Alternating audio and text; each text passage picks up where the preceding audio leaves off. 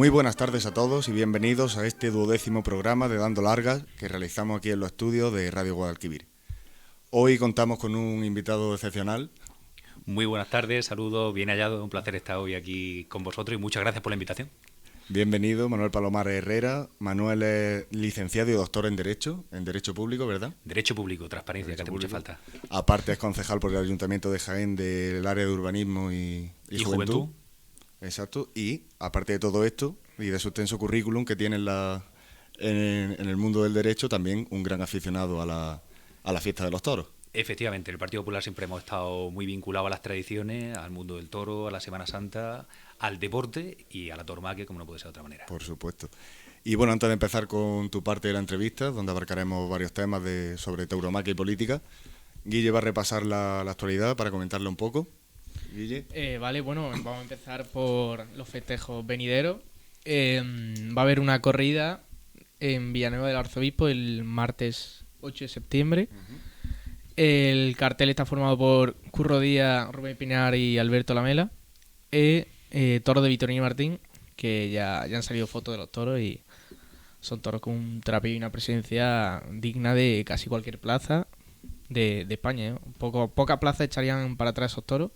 Así que quien de verdad le guste a los toros y quiera ver una corrida seria, que vaya sin duda el 8 de septiembre a la corrida de Villanueva del Arzobispo, y recalcar el mérito que tiene que Tauroemoción, que es la gestora de la plaza, de la corrida, a pesar de las restricciones últimas impuestas por la Junta de Andalucía, que anteriormente era al 50% y ahora lo han subido al 1,5 metros de distancia, con lo cual la plaza se quedan al 25%. Eso me pasó a mí, que fui a la de Linares, ahora hablaré de ella, y se quedan al 25%. Eso a pesar de que con las medidas anteriores, el revuelo que hubo alrededor de la corrida en el puerto de Santa María, ha habido 0 brotes. En la Plaza de Toros 0 brotes, con lo cual este aumento de las restricciones yo no lo entiendo, no sé por qué, porque pruebas de brote en Plaza de Toros no hay nada, 0. Con lo cual no entiendo por qué este aumento de la restricción, si ya fue bien con el tema del 50%. Si ya fue bien con ese tema, ¿por qué lo aumentan? No lo entiendo. Y eso hace mucho más complicado el tema de organizar corridas, porque claro, si ya eran prácticamente deficitarias con 50%, ahora con 25% más aún. Así que bueno, pero los empresarios hay muchos que se están echando para adelante y por pura afición, porque por pura afición están dando las corridas. Y un ejemplo de ello, la de Villanueva del Arzobispo del martes 8 de septiembre, que invito a todos los espectadores que puedan ir a que vayan. Al final se ha retrasado la corrida porque iba a ser este domingo, día 6, y bueno, por ciertos motivos pues la han tenido que dar el martes. Exactamente. Bueno, y vamos a repasar un poco las últimas corridas. Hubo una novillada picada en Año Verde Tajo de la ganadería de San Isidro, retransmitida por Castilla-La Mancha Media, que también aquí alabar su encomiable acción en cuanto a tauromaquia, porque están retransmitiendo muchísimas corridas de toros y novilladas, y la verdad es que da gusto que un ente público se involucre tanto en la tauromaquia. Y destacar de este cartel de la novillada de San Isidro, matada por Francisco Montero, Rubén Fernández y Leandro Gutiérrez, que debutaba como novillero con picadores. Que es que la novillada de San Isidro los toros eran de una presencia y trapío, como, vamos, pocas corridas de toros he visto yo con tanta presencia, y eso que era una novillada. Los toros eran terroríficos, pero terroríficos. Muchísima gente se ha quejado de que decían que era demasiado para los novilleros, porque los novilleros, claro, todavía no están curtidos como los toreros. Y ha habido mucha queja por eso, pero yo, en mi opinión, lo respaldo, porque la fiesta al final, lo fundamental es el toro, y si queremos de verdad promover esto, hay que promover la autenticidad de una corrida como esa, y destacar que Leandro Gutiérrez, que debutaba, es sin duda el triunfador de esa tarde, porque es que estuvo inmenso con sus 2 toros, estuvo firme como ninguno, y los toros no eran nada fáciles, toros muy complicados, manso, pero manso duro, no manso borreguiles, manso que no te ponía las cosas fáciles. Y Leandro Gutiérrez, torero colombiano, novillero colombiano, estuvo como nadie, y ojo a ese nombre, que la gente no se olvide, porque yo estoy seguro de que va a llegar lejos. Ganas de triunfar no le faltan. Y bueno, ahora la corrida de Linares. La corrida de Linares, que tuve la suerte de estar presente, con las medidas del 25%, 1,5 metros de distancia. Me acuerdo era asiento ocupado, 3 libres, asiento ocupado, 3 libres, así toda la plaza. Y bueno, fue una corrida de Luis Algarra, matada por Juan Ortega, Álvaro Lorenzo y Daniel Crespo. Bueno, más o menos lo esperado. Una pena que al final no se lidiaran los Ana Romero porque hubiera sido más interesante.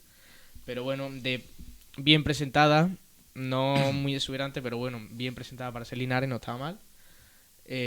Con un trapío correcto para la plaza. Y fue una novillada, pues eso, más o menos lo que se esperaba de Luis Algarra.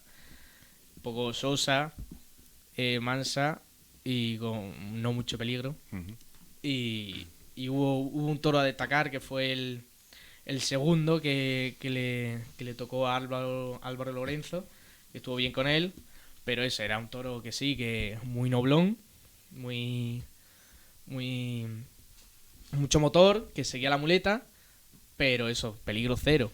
Y es una pena, hay gente que le gusta ese tipo de toro, pero aquí a mi compañero Eduardo y a mí no somos muy amigos de ese tipo de toros. Preferimos el toro encastado, con que no le ponga las cosas fáciles al torero y que le pida el carné, como dicen. Así es. Y bueno, para mí el triunfador de la tarde fue Juan Ortega, que estuvo con su segundo toro, toreó como no he visto yo a nadie torear en mi vida en vivo. Toreó con una naturalidad, una clase, cargando la suerte, con la pierna para adelante. Toreó como se torea, como manda los cánones. Como hablan en todos los críticos taurinos, como se habla en todos los libros sobre técnica taurina, todos hablan que se tiene que torear como toreó Juan Ortega la tarde de Linares. Y estuvo inmenso con su segundo, y que a mí me encantó. Siendo la tonta del bote, porque el toro era la tonta del bote, pero bueno, sin mirar al toro, la faena fue increíble. O sea, es como se tiene que torear al toro bobalicón, como decimos aquí. Se torea de esa manera, como lo toreó Juan Ortega. Y la verdad es que dio gusto, porque es que no ve a ningún torero actual torear como toreó Juan Ortega esa tarde. Y a ver si tiene suerte y sigue triunfando, porque desde aquí, desde Dando Larga, somos firmes defensores de Juan Ortega, porque su toreo es el toreo puro, clásico, y el de toda la vida, el que como se ha toreado siempre. Y bueno, de esa corrida también habla de tercio de varas, porque no hubo tercio de varas. Ya sabe que el tercio de vara es algo que ya a nadie le importa, es una pena. Es fundamental. Es fundamental, y en la corrida una vara por cada toro. 6 toros, 6 varas. Yo no lo entiendo, pero... Sí, bueno, es lo que manda el reglamento. En plaza Claro, de segunda, sí, una vara, pero claro. Manda mínimo, no, pues tú puedes dar los 4 si Sí, quieres. El mínimo, y en plaza de primera el mínimo son 2, que si no también te daban un picotazo. El que lo llaman en los cronistas y tal, de los blogs taurinos, lo llaman el monopullazo español. Porque en una sola puya ya cuentan como 3, porque al toro bueno, si es ganadería dura lo destrozan, y si es ganadería comercial pues le pegan un picotazo y ya está, porque saben que como lo revienten se quedan sin toro y la muleta. Y eso, una pena que se pierda el tercio de vara, que a nadie le importe. A ver si desde aquí habría luchamos. que echarle un ojo. Hay muchos críticos respecto al tema de la puya, y quizá haya que tocarlo. No puede ser que en una sola puya te quedes sin toro. Si le metes la tercera, ¿cuántos toros han llegado ahí? Entonces hay que dosificar el castigo. El toro no puede ser estático. Efectivamente, yo estoy totalmente de acuerdo en el que es algo en el que hay que meterle un poquito de reforma, tocar el reglamento, y además yo creo que la gente del toro lo está pidiendo también, incluso los propios toreros, y quién mejor que el propio torero va a saber cómo quiere que le llegue el toro. Pero y hay que valorar lo bonito que es un primer tercio y bien hecho. En plan, el hecho de que el toro vaya desde lejos al caballo es precioso verlo en la plaza, y que nos lo roben tarde con un solo puyazo, porque con un solo puyazo, y además el calibrador de la bravura auténtico del toro es el tercio de vara. Es lo bonito y es lo que imprime el carácter al toro. Tenemos en cuenta que es el único animal que después de sentir dolor, de acudir a un núcleo de la plaza, vuelve sabiendo lo que le espera. Y no solamente 2, sino 3. Entonces, como sigamos con este sistema en el que estamos viendo algunas fotografías que tampoco nos hacen un buen favor respecto a nuestro argumento, de toros que tienen el lomo hasta el lomo ensangrentado, ¿no? Sí, y además, pica fatal también, claro. Esta es una medida muy barata, muy fácil, muy efectiva, y que ayudaría mucho al sector. Es que hay que recordar a la gente que cuando vaya a una plaza que vea que el sitio de picar es al final del morrillo. no más atrás. Verán que todo, el 90% de los picadores pican más allá del morrillo, pero porque saben que ahí le hacen más daño al toro. Y ahí hay miles de estudios veterinarios en nuestro Instagram de Dando Largas. Tenemos estudios publicados sobre por qué se tiene que picar al final del morrillo. Invito a quien quiera verlo en las historias destacadas de nuestro Instagram. Hemos subido estudios de 3 veterinarios hablando sobre el tercio de vara y por qué se tiene que picar en el morrillo y las lesiones que causa cuando pican más atrás del morrillo, incluso en el lomo, porque es que hay pullas que son criminales y claro, destrozan al toro y que le pregunten al ganadero, porque el propio toro pierde cualidades. Que le pregunten a los veterinarios, seguramente eso tiene que influir seguro por la estructura de músculos que tiene atrás a la hora de romper y de humillar. Y quizás porque se haya perdido la atención, porque quizás es menos vistoso, el papel del picador. El picador a lo largo de la historia, podemos incluso situarlo tanto en la etapa inicial, en el origen, como en la mitad, ¿no? El picador tenía, en el momento en el que la aristocracia abandona aquellas maestranzas en las que el toreo era un arte militar, ¿no? Para entrenarse castrensemente con bestias bravas, ¿no? Que efectivamente de ahí venía. De hecho, tengamos en cuenta que solamente le estaba permitido lancear los alanceadores a los caballeros.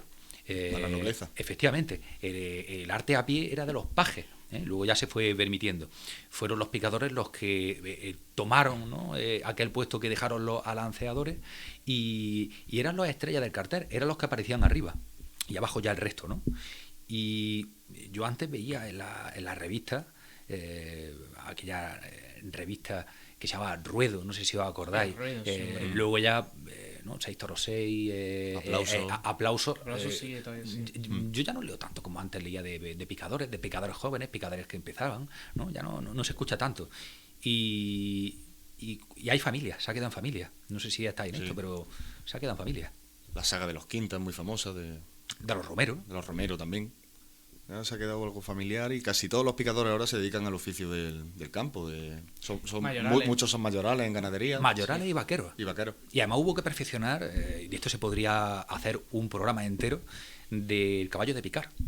El caballo de picar en Utrera, en Puebla, ¿no? De Cazalla y tal, pues estos bretones, los caballos de picar, eran líneas de selección que se creaban para esto. Y bueno, ahí lo dejo por si algún día queréis hacerlo y seguro que vais a tener mucha atención. Pues sí, hacer un programa sobre caballo y la relación del caballo en el mundo del toro, tanto para picar como el rejoneo. Sí. Ahí tenéis a unos periodistas, una familia de periodistas, como son Juan Ramón Romero y Enrique Romero. Su hermana, no me acuerdo si era María Jesús Romero, que además fue presidenta de la plaza de... Pues no me acuerdo si era de Ronda. Y su familia remanece de una familia de ganaderos de caballo de picar, de caballo de tiro, ¿no? Que son los primeros caballos ¿no? Dedicados o creados, enfocados directamente a esta actividad. Así, además Juan Ramón llevaba un programa en Canal Sur.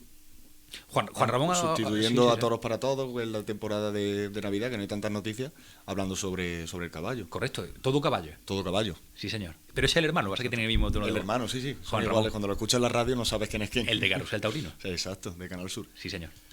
Y bueno, antes de pasar a tu entrevista, recordar 2 pequeños apuntes sobre Marcos Linares, que ha sido seleccionado para la final de Almedinilla, del certamen de la Escuela Taurina. Además que le tocó un buen toro en su lote y él estuvo a la altura. Y por ello ha sido uno de los 3 finalistas y matará 2 novillos. Que entre la final, merecidísimo. Porque... merecido. Y le deseamos toda la suerte. Y también Luis Fernando Ríos, que toreó el sábado pasado en Sanlúcar de Barrameda, ¿fue? En Sanlúcar. Y lo que pasa que la corrida fue una corrida muy mansa. Le tocaron 2 toros bastante difíciles, pero bueno, supo estar a la altura y los pasó por todo como se merece. Y bueno, ya vamos a centrarnos en ti, Manuel, que para eso estás aquí. Que no sirva de precedente, no me gusta ser el protagonista, pero aquí ha servido. Hombre, aquí los invitados son siempre los protagonistas. Vamos a preguntarte, vamos a empezar la ronda de preguntas. ¿A ti de dónde te viene la afición al mundo del toro? Pues es cierto que mucha gente tiene una afición buscada y se hace. Aquí en España es casi inevitable encontrarte con la afición en cada punto de España. Pero a mí me vino de familia, ¿no? Tanto a mi abuelo por parte de madre como a mi padre, grandes aficionados, mi abuelo, ¿no? Y bueno, he visto muchas corridas desde que era pequeño, novilladas. Estuve 16 años viviendo en Baeza, una plaza muy bonita, una plaza mudéjar, pero siempre ha estado muy bien administrada y ha tenido unos carteles muy buenos. Ha llegado a tener Baeza pues sus 6 carteles para una feria. Quiero recordar además que hay la empresa más grande de España a nivel de impresión de cartelería y de entrada es Manolo Torres. Exacto. Que estuvo de grupo MT, imprimiendo, y te lo puedes. A mí me gusta mucho, a lo mejor si estás en Francia y vas a un festejo taurino, te encuentras que las entradas son de Manolo MT, donde el grupo MT, ¿no? Entonces, pues bueno, yo pertenecía al círculo taurino, en el que estábamos, pues mi padre, mi hermano y yo, hacíamos unas comidas y aquello era muy bonito, y luego pues a los 16 años, ya aquí en Jaén, mi hermano y yo nos inscribimos en la Escuela Taurina de Jaén. En aquel momento estaba Florentino Luque de maestro, y estaba de director de la Escuela Taurina don Manuel Díaz Meco, veterinario, una persona extraordinaria y un gran entendido y un gran aficionado, presidente durante mucho tiempo, ¿no?, de la Plaza de Toros de Jaén, que además nos daba una fase teórica, además de la fase práctica, ¿no? Con el tiempo, bueno, al final la familia te empuja a la realidad de la actualidad y tú te puedes empeñar al 100% en una profesión y conseguirlo, ¿no? Pero en el mundo del toro ya sabemos lo difícil que es. De hecho, hay un paso doble que se llama de torero a albañil. Sí. Entonces me tiré por esa rama, ¿no? Me tiré al final por la rama del derecho.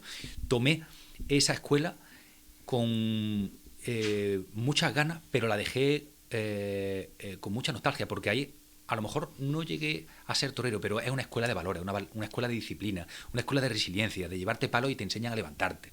Es una escuela de jerarquía, de enseñarte a respetar a tus mayores, de saber a respetar los grupos, de saber integrarte, de tener un ambiente de compañerismo muy especial.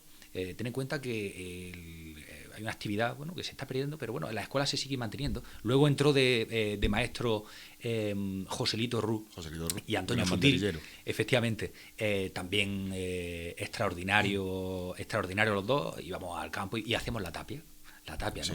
Y en la tapia te une mucho con tus compañeros. Yo allí tenía compañeros como a Jacobo Herrera, estaba allí el Fari, en fin, el Ceja. Algunos de ellos se han dedicado ya a ser toreros de plata, sí, pero no han perdido la afición. Y todos seguimos siendo amigos. Muchos de ellos han estudiado y también seguirán, ¿no? Pero aquello une, cuando estás de tapia, has sufrido y el que te hace el quite es tu compañero, y cuando vienes emborrizado como una croqueta, y luego todo eso son experiencias de vida que yo siempre vinculo mucho el toreo al deporte. Son auténticos atletas, ¿eh? Nosotros por una hora de lo que era el entrenamiento en la escuela taurina era físico. Y teníamos que subirnos a la andanada, vuelta al coso. Yo lo digo que era un gimnasio gratuito, pero es que en la escuela taurina solamente se aprenden cosas buenas. Yo recuerdo esa época, cuando yo estuve un par de meses, y era lo que peor llevaba, el entrenamiento. O sea, duro. Además me apunté en verano, en agosto, estar allí corriendo, dándole 15, 20 vueltas al ruedo, luego salir por la Alameda, bajar por las cuestas del club de campo y volver a subir por la Salobreja. A mí eso me mataba. Así es. No podía con ello. Y bueno, has toreado, evidentemente, durante tu etapa en la escuela, haciendo la tapia. No, hemos hecho tapia, hemos estado por ganaderías de aquí de Jaén, Apolinar Soriano, hemos estado, como te he comentado, sobre todo haciendo tapia, haciendo capea y haciendo todo lo que podía ir saliendo, teniendo en cuenta que pues a los alumnos siempre se le daban las oportunidades más residuales, pues por la condición de alumno, ¿no? No eran condiciones fáciles, pero al final es lo que más ilusión le hace a un alumno, ¿no? A lo mejor te tira un 90% de toreo de salud y de entrenamiento, y de tapia tienes un 10% y tienes que dar el do de pecho. ¿Y qué se siente cuando uno se pone delante de una res brava, aunque sea pequeña, aunque sea una vaquilla o un añojo? ¿Qué es lo que se siente? Pues mira, una sensación que gusta mucho, una mezcla de adrenalina y de miedo y ganas. Es muy importante que tengas estas, ¿no? Porque antes de... pasa lo mismo que cuando vas a hablar en público, cuando vas a dar una clase, por eso se relaciona mucho con la docencia, o cuando vas a torear, ¿no? No quieres porque hay un riesgo. Son riesgos distintos. Riesgo a ridículo, riesgo o miedo a el dolor, a la muerte. Te estás exponiendo, ¿no? Pero una vez que estás delante, sientes el control de la situación. Y eso es muy bonito. Y lo más bonito de todo es que sabes que cuando termine, la sensación va a ser eufórica. Entonces, yo diría que he disfrutado mucho más en el momento en el que has dado un pase de pecho y te vas retirando y piensas lo que has hecho, que mientras estás delante. Porque mientras estás delante, yo ni siquiera escuchaba, cosa que Antonio Sutil me regañaba mucho, porque dice, de todo lo que he dicho no has hecho nada. A mí me pasaba eso, ¿no? Yo al final, para esto no valía, porque para esto valen los que valen, ¿no? Y disfrutaba mucho, pero es verdad que una concentración, pero una sensación pletórica, y yo creo que como lo estábamos hablando, ¿no? En Cabrinos todo el mundo ha querido ser, ¿no? Por lo menos en mi época, pues ser torero era algo que ahora a lo mejor está de moda ser futbolista u otra cosa, pero bueno, esa es la sensación. Así es. Bueno, pues como doctor en Derecho, podríamos hablar un poco sobre el derecho y los toros, el tema de la protección que tiene ahora mismo la tauromaquia en España, ¿cuál es la última ley implantada por el Partido Popular de 2011? Pues mira, nosotros tenemos una ley orgánica que protege a la tauromaquia, y hay algo que ha sido intocable y que me parece fundamental como argumento contra los antitaurinos, y es la diferenciación, y esto es derecho subjetivo, originario, el de dónde remanece el espíritu de la ley. Se agarran muchas personas al derecho de los animales, y el derecho de los animales no existe, es derecho de animales, ¿no? Podemos decir que está prohibido el maltrato animal, está prohibido el abuso animal, la explotación sexual de los animales, pero ahí lo que estamos hablando es de bienestar animal. Y además, quiero recordar, por ejemplo, el Código Penal, artículos 337 y siguientes, ¿no? Sobre maltrato animal. Se refiere siempre a animales domésticos. Animales que se han podido domesticar, que están incluidos dentro de nuestra idiosincrasia cercana. Y el toro, por mucho que se empeñen los sectores que están contrarios a la fiesta de los toros, el toro no es un animal doméstico, no es un animal que se pueda domesticar como un perro, como un caballo, es un animal de lidia, un animal que embiste, ¿no? Entonces, importantísimo que se establezca esa barrera en el que se deja fuera, ¿no? Y dirán, bueno, pero es que entonces se quedan muchos animales fuera, ¿no? Y esto es un dato que siempre es importante recordarlo. ¿Cuántos animales creéis de todo el planeta que son salvajes, en un porcentaje? ¿El 70% de los animales del planeta son salvajes? ¿El 50%? ¿Cuántos? Yo diría que en función al número o al tipo de especie. En porcentaje de todos los animales que hay, de todas las especies. Yo diría que menos del 50 seguro. Un 5%. Un 5%. Tenemos en cuenta que somos una población de 6.000 millones de personas y la mayoría de animales, estamos hablando de consumo humano, ¿no? De consumo humano. Sí. Pollo, vaca, etcétera, pues solamente un 5%. Es decir, que estamos hablando de que prácticamente el 100% de la cabaña animal mundial está protegida, ¿no? Pero a nivel jurídico nunca se le ha podido poner una banderilla a la fiesta. Quiero recordar, y vosotros lo recordaréis seguro, muchas trabas que se le han intentado poner a la fiesta. Hace aproximadamente una década, en Cataluña, pero antes aproximadamente contemporáneo a aquello, se inventó Baleares. Una modalidad, sí, los toros corrida sin muerte, a la balear. Sí. Los toros a la balear. Ya sin sangre, ¿no? Efectivamente, además una cosa muy sui generis, porque además solamente era para una de las islas, ¿no? Aquello el Partido Popular intervino y declaró inconstitucional esa ley. Ahora ¿Para qué isla era? Era para Mallorca, solamente para Mallorca.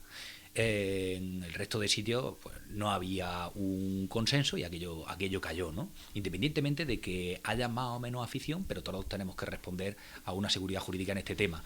En el asunto de Cataluña pasa exactamente igual. Con perdón, es que Mallorca tiene narices que fuera en Mallorca, porque es que en Mallorca en los años 70 la Plaza de Toros de Mallorca tenía más carteles, más número de festejos que Madrid. Fíjate. Para que vean la afición que tenía Mallorca en los 70 los toros, que había más corridas de toros que en la mismísima Madrid. Con lo cual, es que hacer esa tauromaquia en Mallorca es que es de risa, ¿no? Y también recordar que con Primo de Rivera, entre el año 23 y 30 que estuvo, que fue el que empezó como la humanización de la fiesta, se pusieron los primeros petos a los caballos, se suprimieron algunas suertes que ya estaban en desuso, eran muy sangrientas, pues en la isla de Mallorca no consiguieron quitar el uso de las medias lunas. Fíjate. Que las medias lunas era que cuando el toro ya, para que doblara a la hora de la muerte, era una cuchilla en forma de media luna que le cortaba los tendones de las patas traseras, el animal humillaba los cuartos y ya se le descabellaba. Y ahí han sido siempre muy, Un pelín sangriento. Por así decirlo, salvaje, pero bueno, era su forma, su idiosincrasia, su parte de entender la lidia. Bueno, nosotros el tema de las libertades lo hemos preservado siempre como partido liberal que somos, ¿no? La libertad de empresa, la libertad de disfrutar de la Semana Santa. Quiero recordar que incluso intentaron hacer un referéndum sobre este tema en Andalucía, cosa que me parece una locura. En Sevilla. Efectivamente. Libertad al que quiera cazar, y el que no quiera cazar, el que no le guste la Semana Santa y el que no le guste los toros, que no vaya, ¿no? Pero claro, que se preserve. Afortunadamente, la Constitución y los intérpretes de la Constitución siguen dándole una esfera de garantía a nuestro texto fundamental y se ha seguido manteniendo, y espero que así siga siendo. No han podido cargárselo. Que no deja de ser anecdótico, a propósito de lo que comentabas de Cataluña, de el hecho de que la historia de España siempre ha ido vinculada a la historia de los toros. Decía Ortega y Gasset que hay tanta vinculación entre la historia de España y la historia de los toros que no se podría entender una sin entender la otra. Fijaos que en el año 2011 intenta un partido de la Generalitat Catalana erradicar los toros del panorama público. La gente lo sigue practicando y al que le guste lo sigue haciendo, ¿no? Uno de su afición y de su esfera personal no lo puede quitar. Eso fue en el año 2011 y poco tiempo después, en el año 2017, se hizo el referéndum. Uh-huh. Los toros siempre van por delante, porque al final es la fiesta del pueblo, es la fiesta nacional.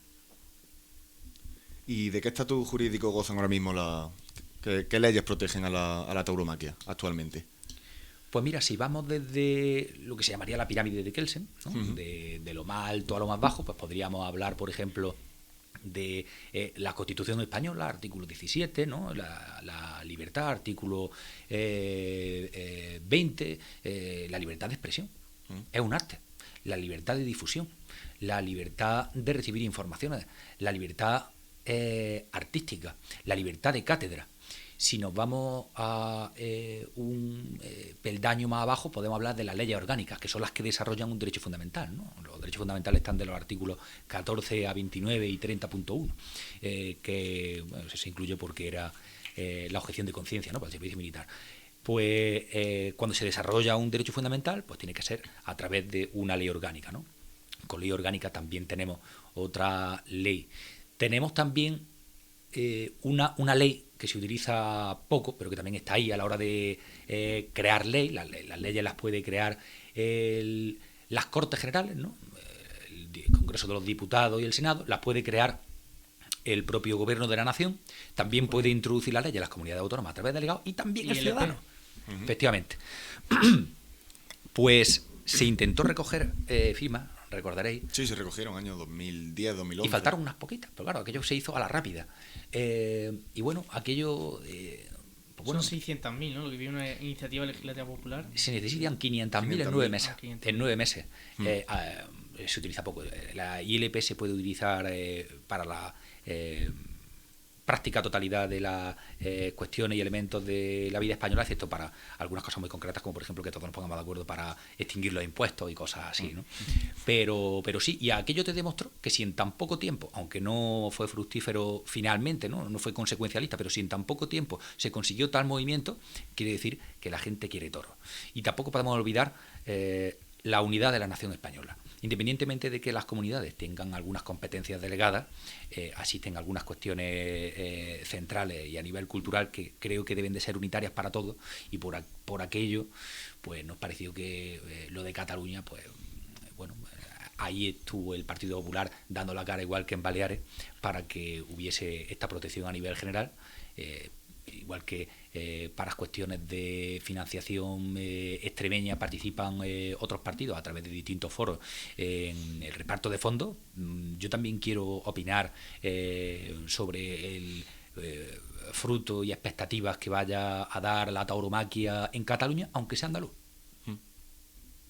Al final se consiguió revocar la prohibición que hizo efectivamente la Generalidad, ¿no? Al final se revocó, pero claro, si el gobierno autonómico no promueve y si los ayuntamientos no apoyan, pues difícilmente se puede desarrollar allí la fiesta.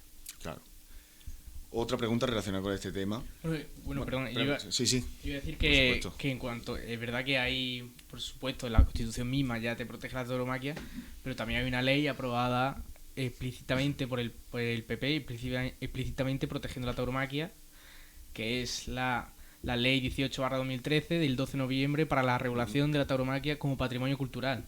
Es decir, que hay una ley específica que ya te protege la tauromaquia misma, y evidentemente con preámbulo, y tiene 12 artículos. Con lo cual, la tauromaquia, además de por la propia Constitución en líneas generales, también de manera específica y yendo a lo concreto, está también protegida. Correcto. Así es. Y bueno, Manuel, como concejal del ayuntamiento, ¿cuál es vuestra relación con la actual propietaria de la Plaza de Toros y con la empresa que la gestiona? Bueno, el Ayuntamiento de Jaén siempre se ha colocado como un colaborador, un cooperador necesario para el desarrollo y ejecución de todas las fiestas que se vienen desarrollando en Jaén, quizá poniendo todos más la lupa en San Lucas, ¿no? Pero existen otra serie de festejos, quiero recordar ahora mismo, quizá por cariño, ¿no?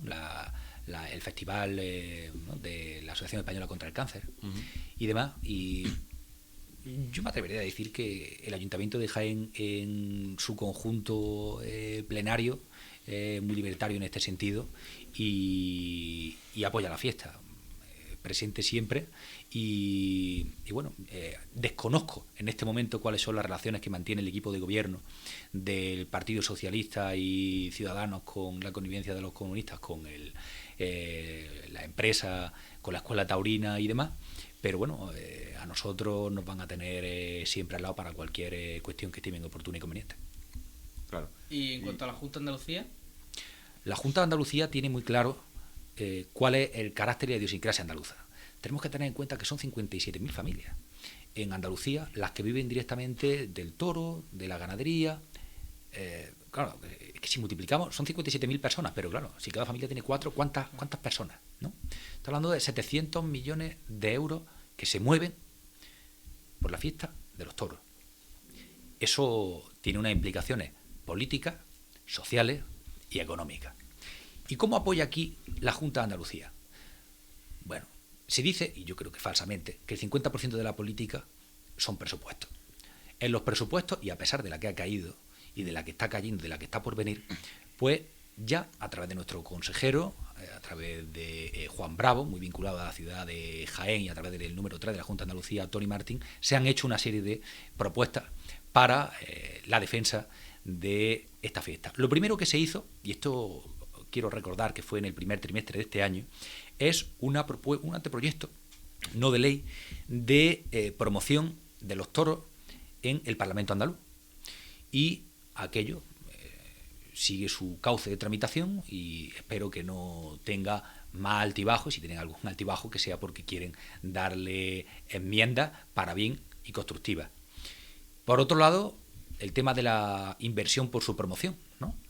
Estamos hablando, y quiero recordar, de un plan progresivo de inversión de 500, 600 y hasta 700 millones. Y si además queremos hablar de impulso legislativo, pues podemos hablar del impulso a un plan nacional, que creo que es muy necesario, de defensa y promoción de la tauromaquia. Claro, eso ya no depende de las comunidades autónomas, sino de la acogida que quiera darle el gobierno de Pedro Sánchez. Yo creo que está difícil la situación con los que ha pactado y conforme los que componen el Congreso. Está difícil. Está difícil. Es una pena, porque es que los toros están al margen de la política, o deberían estarlo. Los toros es la fiesta del pueblo, no tiene nada que ver con el tema del partido que gobierne, debería ser totalmente independiente. Es una pena que la política tenga que influir tanto en el mundo taurino y haya tan pocos partidos que la protejan. Aunque también hay que tener en cuenta que no necesariamente tiene que ser por los partidos, porque, por ejemplo, en Año Verde Tajo, la feria que estaba hablando antes de ella, la feria actual, el primero que la ha defendido y la ha promocionado como nadie ha sido el alcalde de Año Verde Tajo, y el alcalde de Año Verde Tajo es de Izquierda Unida. Con lo cual, el tema de que solo los toros son de derecha, es que hay que quitarse ya ese cliché, porque es que es totalmente falso y absurdo. Efectivamente. Son estereotipos falsos, pero la fiesta del toro es una fiesta del pueblo, una fiesta nacional, de lo de arriba hasta abajo. Pero aquí tenemos todos responsabilidad, aficionados, empresarios, ganaderos, y tenemos que acercarla. Hace unos años, yo quiero recordar que muchos jóvenes, pues, aunque fuesen aficionados al mundo del toro, si querían ir a un festejo, pues tenían que pagar la entrada más barata en plaza de segunda de 25 a 30 euros. Eso para un joven le duele. Eso le duele si tiene una paga de la semana de 50 euros. Claro. ¿Por qué hay más afición y por qué se llena de jóvenes la plaza de las ventas? Pues porque tienen una entrada, la más baja, a 5 euros. Si un chaval no ve la fiesta de los toros, difícilmente se podrá aficionar. Entonces hay que abrirle un poquito más las puertas. Ahora es un momento, como digo, muy sui generis. Ahora los empresarios van a tirar de afición, de humanismo y de casi beneficencia a pérdida, como sacando ahí músculo de donde no se puede para sacar adelante muchos festejos, ¿no? Y hay que agradecérselo porque son auténticos sufridores como autónomos y pymes que son. Pero yo siempre insisto que o ayudamos todos o esto no sigue. Hablando de la juventud, que la has mencionado antes, ¿cómo va el tema de la juventud en el mundo del toro? Pues el tejido asociativo siempre está ahí. Hay una frase que dice que la juventud es una enfermedad que se cura con el tiempo. El problema de los jóvenes es que crecemos. Entonces la juventud no es estática, ¿no? El mundo asociativo, que es el que nos une, ¿no? Que siempre necesitamos un liderazgo, ¿no? Una personalidad, quien nos mueva, quien nos enseñe, pues va variando. Actualmente en Jaén, afortunadamente, pues existe una afición juvenil muy viva. Aquí hemos tenido la Asociación Alimón, que, como ya se había dicho, ¿no? Anteriormente, había recibido incluso un galardón cosido por el premio Cosío. Efectivamente, por la influencia que había tenido en la fiesta. Más de 700 socios llegó a tener. Jóvenes. No, 200. Ah, más de 200. Más de 200. Yo cuando voy a las distintas fiestas que hay en la provincia de Jaén, no solamente en la capital, veo mucha afición, porque la tauromaquia no es solamente la corrida de toros, hay muchas tauromaquias que están alrededor. También lo comentábamos, ¿no? Las fiestas patronales, el toro ensogado, un encierro, los Sanfermines y demás, muchas veces son eso, la avanzadilla que introduce al aficionado. Hay muchas personas que... los pueblos sobre todo. Sobre todo en Beas de Segura, por ejemplo. Oye, ¿por qué no te vienes a Beas de Segura, que nos va a pasar muy bien, que tengo una peña, que vamos a ver el toro y corremos y tal? Y cuando lo ve y lo entiende y ve cómo se trata al animal y ve cómo se vive de dentro y dice, pues quiero ver luego una corrida. Y se queda. Entonces, al joven hay que ayudarle y enseñarle. Y aprovechando esta cuestión, pues animo a todas las asociaciones, peñas o federaciones que pueda haber en la ciudad de Jaén para que se inscriban en el Hotel de Asociaciones de la Concejalía de Juventud, la quinta planta de la Universidad Popular Municipal de Jaén, para que se inscriban y puedan tener allí su propia sede con luz, agua y wifi.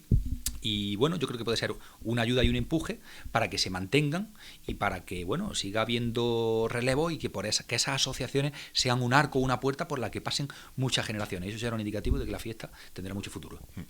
Y hablando de ayudas, subvenciones y demás, has visto la situación tan grave que tenemos por el tema del COVID, pero sobre todo los que lo están pasando mal son los ganaderos y la gente que vive del mundo del toro y todo lo que acarrea.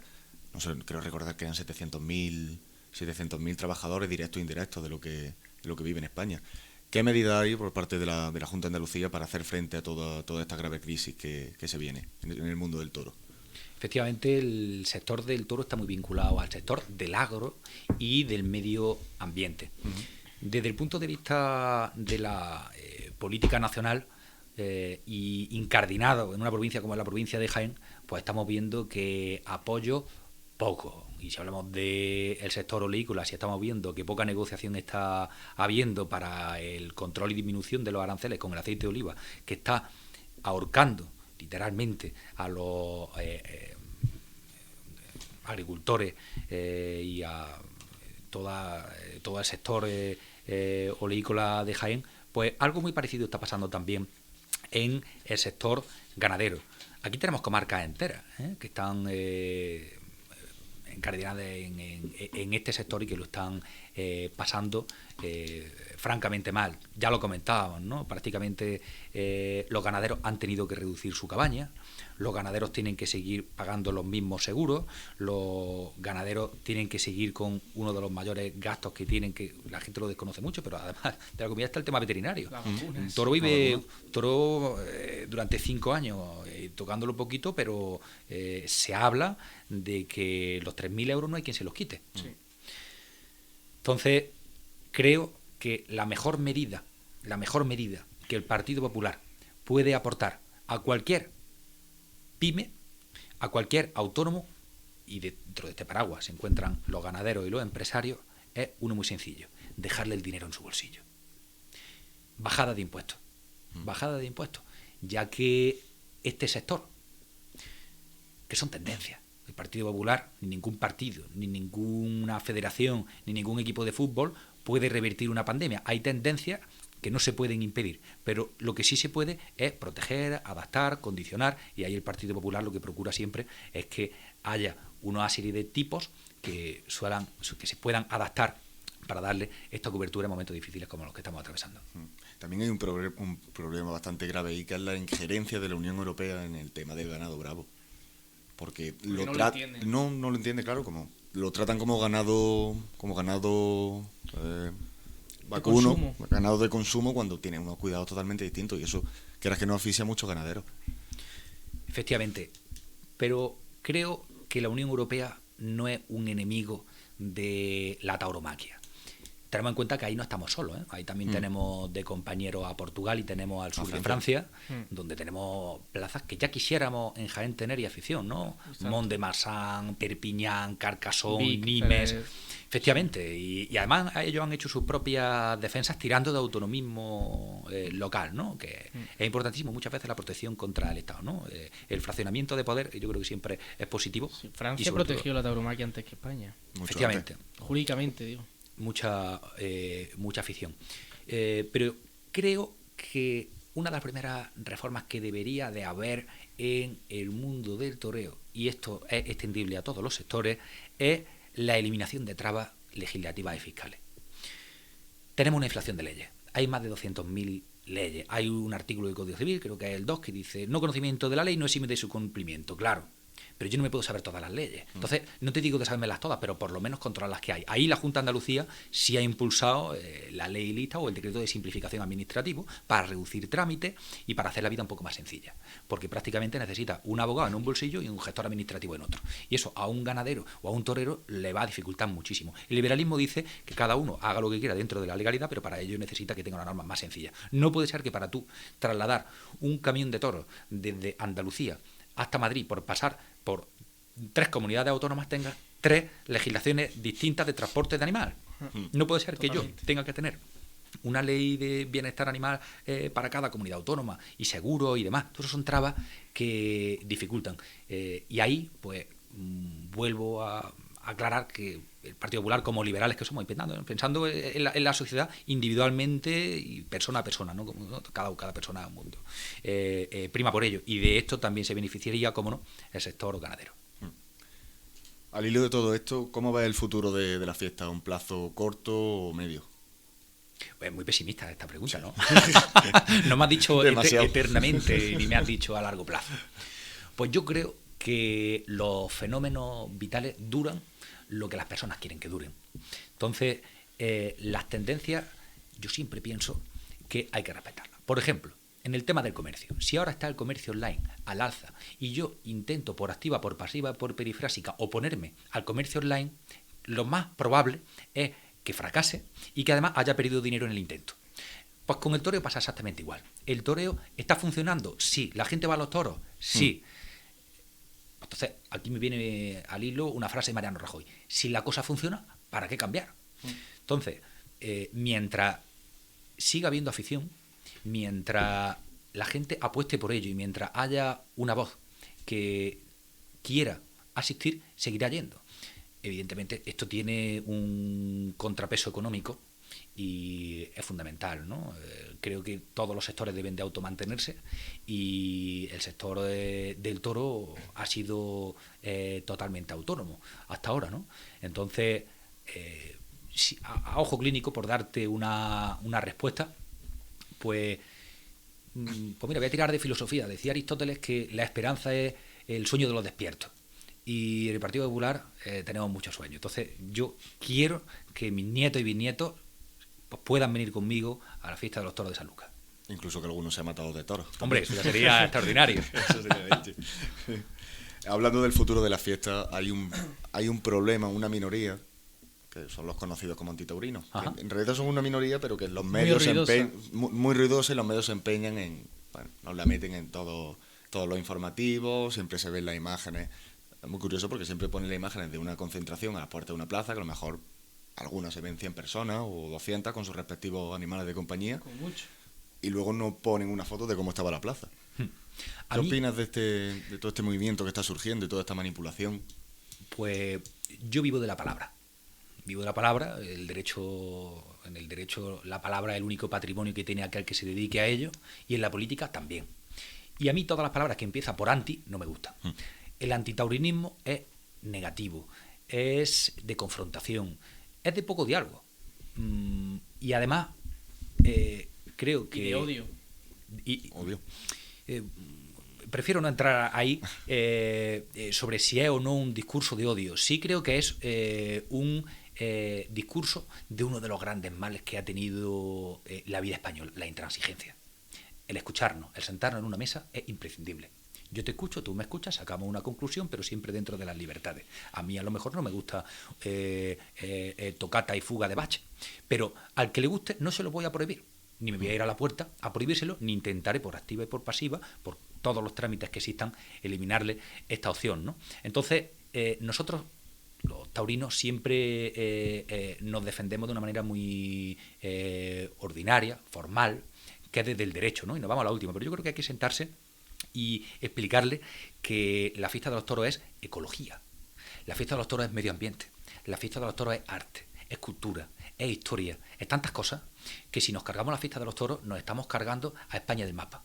Porque cuando se le preguntaba, por lo menos en este estudio que se hace a nivel global, de decir cuáles son los 3 adjetivos o los 3 sustantivos que identificas con cada país.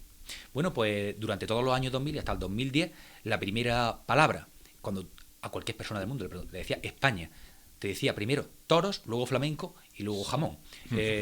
Los toros sigue estando dentro de los 3, ahora también se ha colado fútbol, ¿no?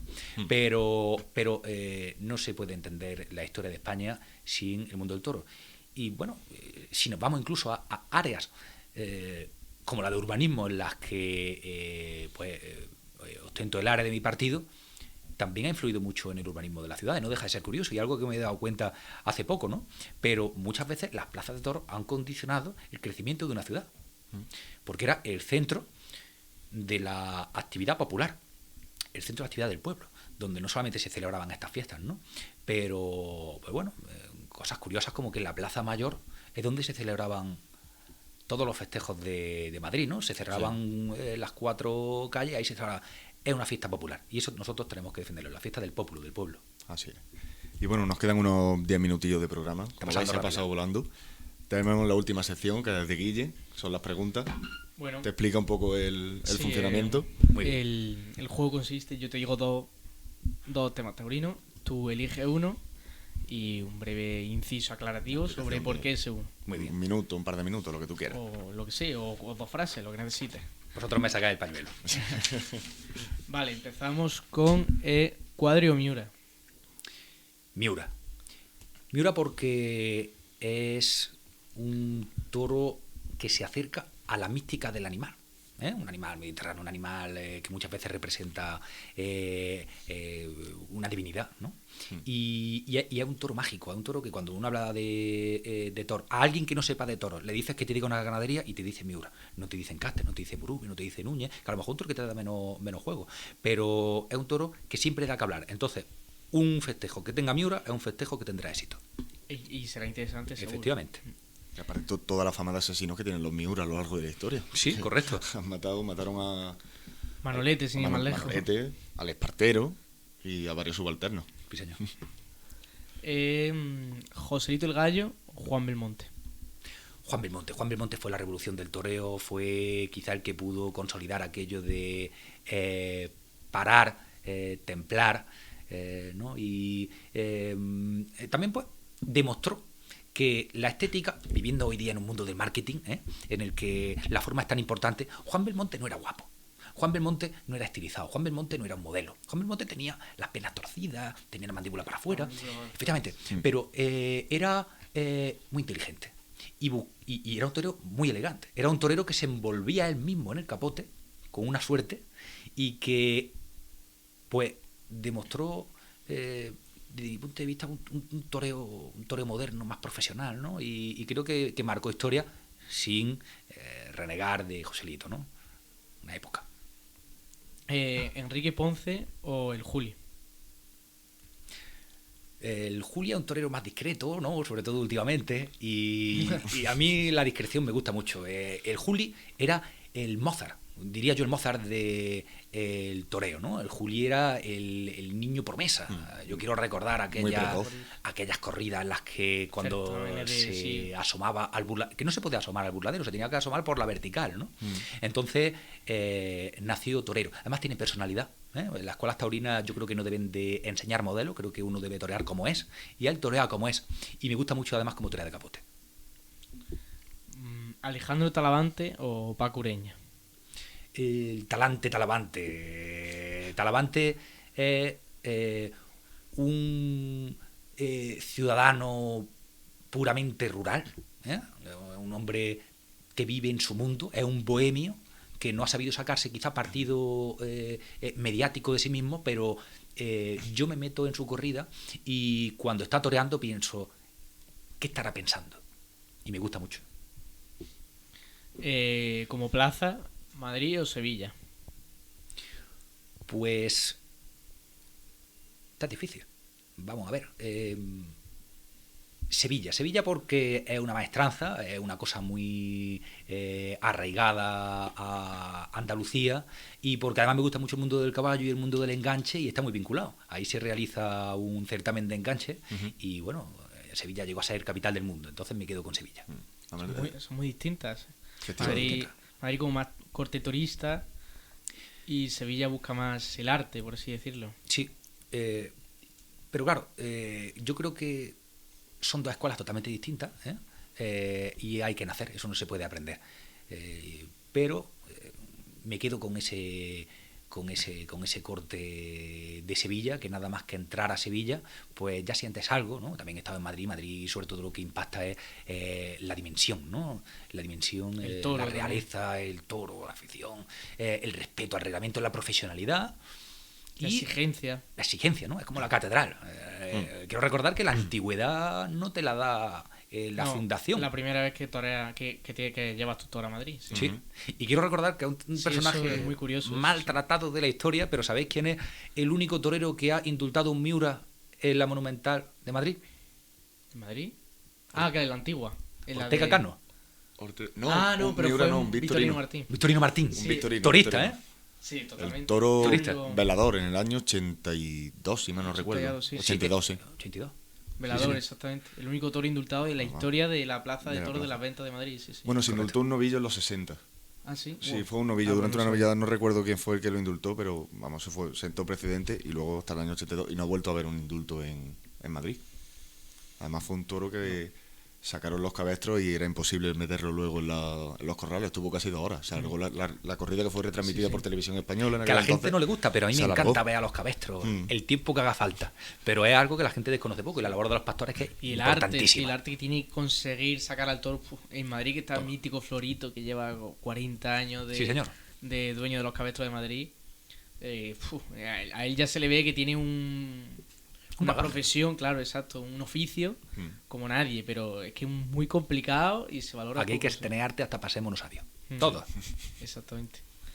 Bueno, pues seguimos con ¿qué te gusta más? ¿Torear de capote o muleta?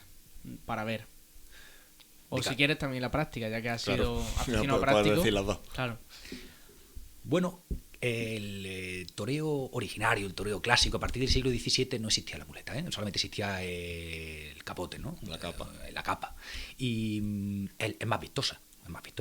Por la suerte. Más variada. Más variedad. Además, se puede innovar, siempre se puede innovar. Quizá con la muleta está todo inventado, ¿no? Pero las lopecinas, por ejemplo, años 90, 2000, es muy vistoso, ¿no?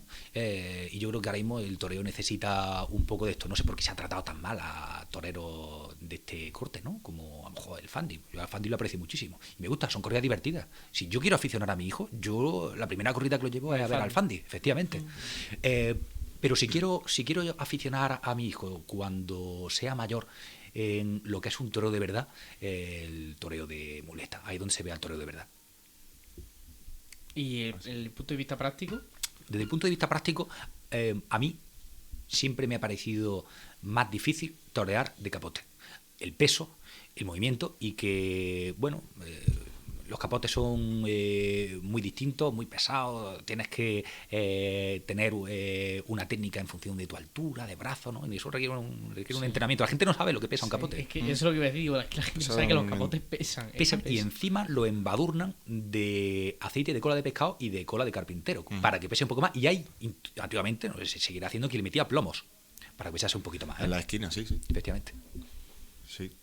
Bueno, como figura ganadera, Victorino Martín padre o Fernando Cuadri. Victorino Martín padre. Quiero recordar que Victorino Martín... ¿Quién era Victorino Martín cuando nació? Nadie. Es un hombre que se hizo a sí mismo. El paleto de Galapagar. Es un hombre que se encontró un camión lleno de toros que iban al matadero y dijo, pare usted, y ahora tenemos lo que tenemos. Entonces, si valoramos a nivel de trayectoria, me quedo con el cateto. Me quedo con Victorino. Para mí también el mejor ganadero de la historia, porque lo que él consiguió, una ganadería, que es lo que tú has dicho, iba al matadero, literalmente iba al matadero. Se han perdido encastes y eso se valora poco, eso forma parte del patrimonio inmaterial, ¿eh? ¿Qué pasaría? Habría que preguntarle, ¿qué pasaría con toda la cabaña de toro de Lidia si desaparece el toro? Pues pasaría como con el burro, que queda en reserva muy protegida, y eso ¿quién lo mantiene? Pues yo creo que sí, que se echa para adelante. Efectivamente. Con alguna ayuda pública, por ser algo único, y ya está. Efectivamente. La verdad es que es una pena también la variedad de encastes que se pierda, y es otro patrimonio cultural que tiene la tauromaquia y que hay que proteger. Porque es que la gran cantidad, es que la gente también lo desconoce, la variedad de toros, creen que todo es lo mismo y para nada, hay muchísima variedad de toros. Cada uno tiene su comportamiento, su morfología, su estética, su estilo. Es que no tiene nada que ver un Miura con un Juan Pedro. Correcto. Es que son mundos distintos y la gente no lo entiende. Y es que, claro, es otro patrimonio cultural a proteger. Y ahí tiene mucha culpa las modas, hubo una moda en Murube como encastes mejorador, ¿no? Como fue el pura sangre árabe en el mundo del caballo. El tema de... Bueno, es que el toro cambia mucho, ¿eh? Solamente hay que ver fotografías del toro de los 80, el toro de los 60 y el toro de ahora. ¿Cómo el toro de ahora? Ahora tenemos auténticas bestias. Son grandes, atletas, muy bien fuertes, hechos. Efectivamente, un toro que sale con mucha vitola, pero a lo mejor un toro menos práctico. Por eso ahora se está buscando en Núñez. Núñez no es un toro muy grande, pero un toro práctico. Si el toro es bueno, la fiesta seguirá bastante mejor que con un estilo de toro que yo quiero recordar en el año 2007, decía Antoniete, pues quizá estaba un poco fuera de tipo. Bueno, lo que van a lidiar en Moragón los alumnos de la Escuela Taurina de Jaén el domingo son toros de encaste Núñez. Bueno, novillos, son novillos o Herales. Van a torear Herales, dos alumnos de la escuela el domingo. Y son de Castenúñez. Bueno, seguimos. Ahora, ¿torero favorito actual? Actual. Pues es que hay un torero que no se sabe si se ha retirado porque siempre vuelve. José Tomás. Yo sé que hay modas, ¿no? Hay modas como Aguado, Rocarrey y demás. A mí nunca me han gustado los toreros de primera línea, pero es que creo que José Tomás tampoco ha sido de primera línea. Era un torero mágico. Era como Joselito, el de Madrid, ¿no? O Conde. Conde también me gusta mucho. Morante. Me gusta el torero que no sé entender y que me gusta la magia de pensar en qué estará pensando. Ahora, ¿torero histórico favorito? Ha habido muchos toreros que no hemos visto torear porque no existía todavía la filmación, ¿no? Se ha hablado de Cúchares, de Costillares y demás. Nunca sabremos, ¿no? Pero histórico preferido... Pues de los 70, de los 80... Puede estar vivo. Uno que esté retirado. Con que esté retirado nos vale. Puede llamar la historia, años 50, 60, 80... Un torero que me ponía los pelos de punta. Un torero muy bohemio. un torero que no es torero, el Pana. Lo sabía, yo iba a decir Pana. Sí, Rodolfo Rodríguez, el Pana. Sí. Bueno, su faena... Y no voy a decir aquí una de las veces que se reiteró a quién le dedicó la faena, pero era un torero de los que hace historia, Sí. y me todas gustaba las mucho. chulis, churipandas. Efectivamente. Adjetivo. Y muchas gracias por haber amado tanto. Sí. Además No que se lo dedicó a su madre, ni a su padre, No. ni a su hijo, a quien le había querido. Además que había un torero huérfano que lo criaron las prostitutas. Y lo Y no, cogieron como un hijo. No un torero de escuela, no le enseñaron a andar cruzando los tobillos, Se forjó a no sí le mismo. enseñaron a mover las caderas durante el paso doble. Él toreaba como era. Es un torero pureza. Y cuando buscas la pureza y vuelves al origen, gana. Bueno, yo invito a los espectadores a que vayan a ver la faena que hizo el Pana al toro Rey Mago, faena mitiquísima que está en YouTube. Faenón, bueno, Soltando muleta. increíble, o sea, era templando el toro, vamos, unos naturales. Pone las plazas boca abajo. Espectacular. Bueno, la ciudad, la Plaza de México, boca abajo totalmente. O sea, la gente flipando, diciendo, madre mía, cómo estaba toreando. Hacen el falta Pana, figuras de este tipo. Recordemos que murió por una acogida, por la Sí, consecuencia de la una consecuencia. acogida. Le dio una voltereta al toro y Sí, fractura de vértebra. y demás. que estaba muy mayor ya, sí. Nada más tenía ya casi 70 años. Sí. Bueno, la última pregunta para terminar es ganadería favorita. Pues, bueno, aquí voy a pecar de modas, pero a mí me parece que la ganadería que voy a elegir es por técnica, por ser una ciencia ganadera, de mucho estudio, el resultado de muchos tentaderos, de mucha clasificación, Núñez del Cubillo. Creo que es un toro que sirve. Entonces, esto es como a la hora de elegir un coche, ¿no? Si uno quiere fiabilidad, creo que el torero siempre lo suele elegir.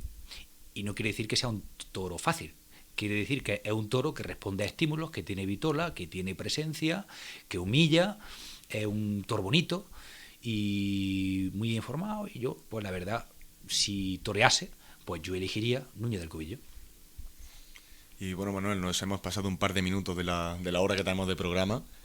Ha sido un enorme placer tenerte aquí. El placer ha sido mío, enhorabuena por el programa. Muchas gracias. Muchísimas gracias por vuestra invitación. Hemos aprendido bastante nosotros y seguro que nuestros espectadores cuando nos vean les va a gustar el programa y bueno, sabiendo que aparte controlas bastante el tema de los caballos, pues ya tendremos que hacer un programa Claro que sí. en el que tendrás que volver para hablarnos Lo que necesitéis. de toda la cría del caballo y su relación con el mundo del toro. Muy bien, pues muchísimas gracias, Guillermo, y muchísimas gracias, Eduardo. Muchas gracias por venir, Manuel, y a nuestros espectadores. Recuerden, nos vemos el sábado que viene en el 106.2 de la FM y en nuestro canal de YouTube. Muchas gracias y buenas tardes.